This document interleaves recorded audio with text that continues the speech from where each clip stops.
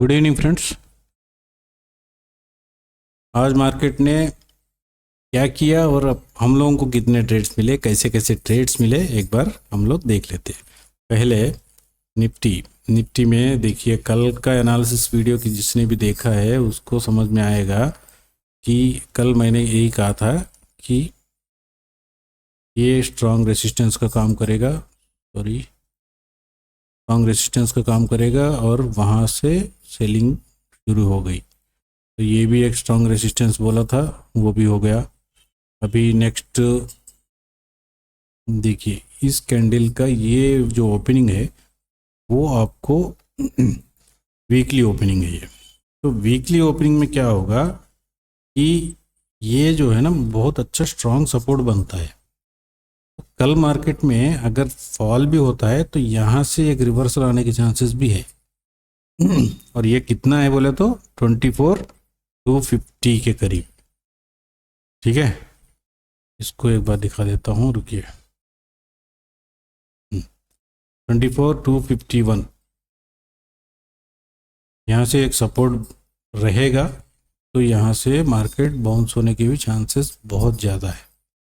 क्यों बोल रहा हूँ, देखिए अभी कल क्या हुआ था, इसको तोड़ के नीचे तो गया लेकिन फिर से बाउंस किया और आज उतना क्लोजिंग भी नहीं दिया, लेकिन इसके नीचे क्लोजिंग इस वीक में आना मुश्किल लग रहा है। आ भी सकता है, ऐसा नहीं कि नहीं आ सकता। ठीक है, इसके बाद में ये दो कैंडल का लो और ये लो, ये तीन सपोर्ट है, ये दो रेसिस्टेंस है। लेवल्स आप देख लीजिए, नोट करना है तो नोट कर लीजिए और ट्रेड कैसे करना है प्लान कर लीजिए। कल गैप अप या गैप डाउन खुलता है, उसके अकॉर्डिंग ऊपर निकल रहा है या नीचे निकल रहा है, देख लीजिए। ये रेंज देख लेना एक बार, ये 500 पॉइंट का रेंज है, 400 पॉइंट का रेंज है। 400 पॉइंट के रेंज में आपको मार्केट कहीं पे भी घूम सकता है, किधर भी आ सकता है। 400 पॉइंट का मतलब डेली निफ्टी का मूवमेंट आपको 150 से 100-200 पॉइंट मिलता है जनरली, 100 से 200 मान लीजिए। तो उसी के हिसाब से अगर गैप डाउन खुला तो नीचे भी आ सकता है। नीचे आने के लिए यहाँ पे सपोर्ट है, ये सपोर्ट से ऊपर भी निकल सकता है। ऐसे ही अगर गैप अप खुलता है तो फिर या तो तोड़ के ऊपर जाने की भी कोशिश कर ले, लेकिन ये एरिया को तोड़ना इतना आसान नहीं है। और दूसरा एक सिंपल सा साइकोलॉजिकल पॉइंट बता रहा हूँ। इस एरिया में मैं आपको एक एरिया दिखा देता हूँ।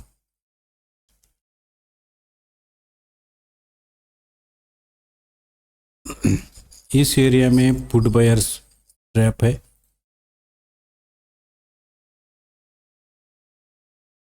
इस एरिया में सी बायर्स ट्रैप है।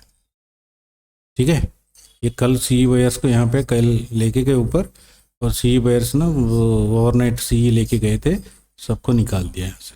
ठीक है, कुछ निकले नहीं, कुछ बैठे अभी भी। अब यहाँ पे देखिए, यहाँ जिसने सी लिया होगा वो बैठा होगा यहाँ तक भी, बात को समझिए।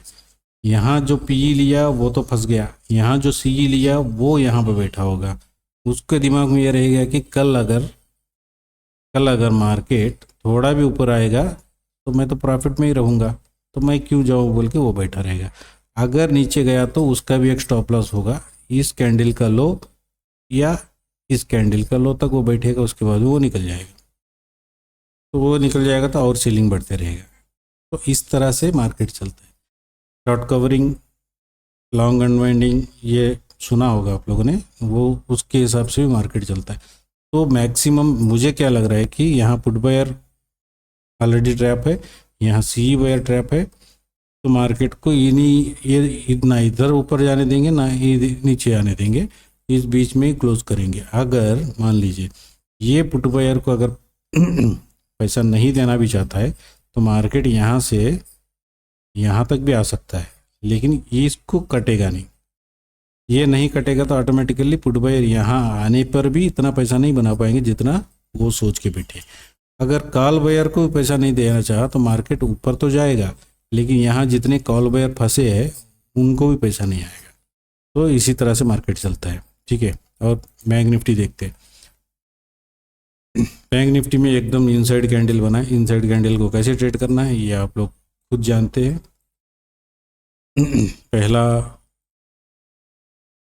ये हो गया, ये हो गया, ये दो लेवल्स हो गए आपके।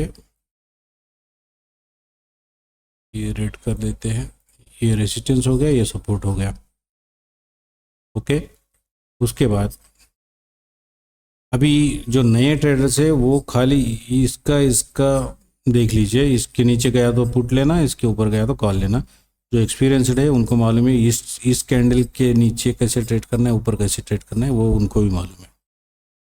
और सिंपल सी एक छोटी सी बात देखते हैं, यहाँ पे देखिए ये जो एरिया है,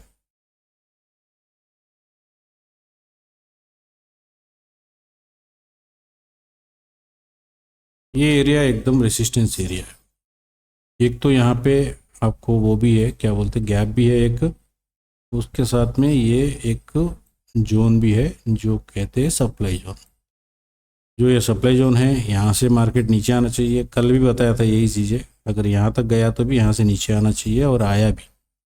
ठीक है, ये सप्लाई जोन है, इसको क्रॉस करके जाना मार्केट के लिए अभी मुश्किल है। लोग ये सोच रहे हैं कुछ लोग कि ये तो डब्ल्यू फॉर्मेशन हुआ है, डब्ल्यू को इसलिए ब्रेक कर देगा और ये रीटेस्ट करके ऊपर निकल जाएगा। कल भी मैंने बताया था कि अगर इसको ब्रेक करता है तो एक रीटेस्ट करके निकल जाए।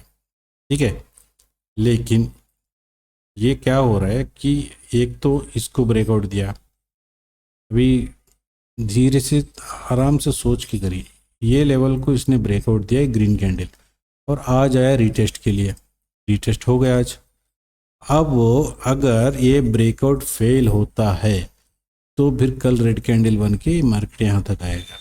अगर ये ब्रेकआउट सक्सेस होता है तो फिर यहाँ एक ग्रीन कैंडल यहाँ तक बनेगा, उससे ज़्यादा नहीं जाएगा। मैक्स टू मैक्स गया तो यहाँ तक जाके फिर थोड़ा सेलिंग दिखा के एक ग्रीन कैंडल यहाँ फॉर्म हो सकती है।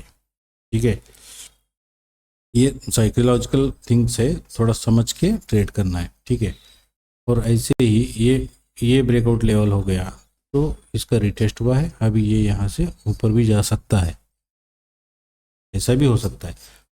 और ये अगर फेल हो गया तो फिर ये नीचे भी आके यहाँ पे एक रेड कैंडल भी बना सकता है। ठीक है, और ये आपका हो गया एक सपोर्ट लेवल, और एक सपोर्ट लेवल आपको बस उतना ही है। अभी ये लेवल्स अभी आने में बहुत टाइम लगेगा। ये देखिए, ये हो गया, ये दोनों में उतना फ़र्क नहीं है, बस है 100 का, 100 पॉइंट्स का है। ये आपके सपोर्ट, और एक सपोर्ट एरिया है आपका ये। ठीक है, तो इतने सपोर्ट है यहाँ पे, और रेजिस्टेंस खाली सिर्फ एक दो है, लेकिन ये रेजिस्टेंस बहुत तगड़ा है। तो इस हिसाब से मार्केट अभी ऊपर जाना थोड़ा बहुत मुश्किल है, बट यहाँ अगर ये ब्रेकआउट को अगर एक्सेप्ट करता है तो यहाँ पे एक ग्रीन कैंडल बन सकता है। लेकिन असली बात तो आप भूल रहे हैं, ब्रेकआउट अपने को चाहिए इस लेवल से, ये जो सप्लाई एरिया है ना, इसका ब्रेकआउट चाहिए अपने को। अगर ये ब्रेकआउट मिल गया तो फिर एक ग्रीन कैंडल यहाँ फॉर्म होकर उसका रीटेस्ट होकर फिर मार्केट ऊपर को निकल सकता है ऑल टाइम हाई के लिए। समझ रहे? तो बहुत कुछ है इसमें सोचने के लिए, समझने के लिए, ट्रेड करने के लिए। ओके, तो ये हो गया बैंक निफ्टी। चलिए इनको भी हम डिलीट कर देते हैं, निफ्टी के भी हम डिलीट कर देंगे। अब बताते हैं कि ट्रेड्स क्या मिले अपने को। ट्रेड्स के बारे में देखेंगे तो अभी आप देखो निफ्टी में क्या हुआ कि पहले दो कैंडल जो है 9.15 9.20 के जो कैंडल है उसमें हमको ऑलमोस्ट सब स्पेशल कैंडल मिल गया। मिलने के बाद लेवल्स ड्रा किए, फिर उसके बाद हमने ब्रेकआउट ब्रेकडाउन देखा, उसके अकॉर्डिंग हमने 24,450 CE 24,450 PE चार्ट्स को लेआउट किया। और सुबह से बैठ बैठ के ये देखा हमने 12:05 पे हम लोगों को एक स्पेशल कैंडल फॉर्म हुआ। उसके बाद इसमें एक ट्रेड जो है सी साइड मिला और एक ट्रेड जो है PE साइड मिला। ठीक है, और बैंक निफ्टी में देखिए इसमें क्या हुआ कि ये जो स्पेशल कैंडल है वो हम लोगों को बहुत देर से मिला, यहाँ पे मिलके इसमें एक तो ट्रेड ही अच्छा नहीं मिला, कुछ भी नहीं है इसमें, हुआ ही नहीं कुछ। क्योंकि एक तो सुबह से शाम तक ये साइडवेज रहा, ये डाउन, ये जो स्पाइक आया है ना, इसके वजह से थोड़ा बहुत अच्छा हुआ कुछ लोगों को, और बाकी तो किसी को कुछ फ़ायदा तो हुआ नहीं था। ओके, तो ऐसे में क्या होता है कि ट्रेड करना थोड़ा मुश्किल हो जाता है सबके लिए। एक चीज़ इसमें समझने वाली बात यह है कि जैसे अभी देखिए बैंक निफ्टी में क्या हुआ कि एक तो लेट हो गया, 9:40 और 9:45 पे हम लोगों को स्पेशल कैंडल मिला।